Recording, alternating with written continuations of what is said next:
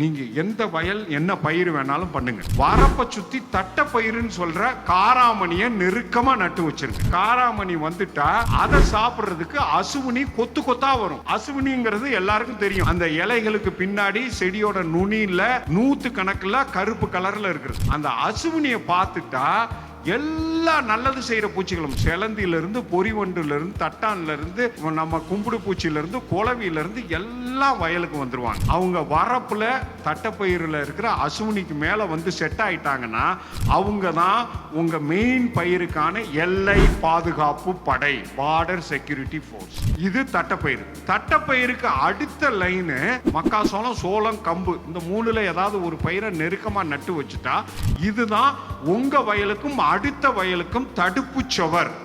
அடுத்த வயல்ல என்ன நடந்தாலும், அவங்க என்ன மருந்து அடிச்சாலும் இங்க வராது. அங்க இருக்கிற பூச்சிகள் வந்தாலும் இந்த மக்காச்சோளம், சோளத்தெல்லாம் தாண்டி தான் உங்க வயலுக்குள்ள வரணும்.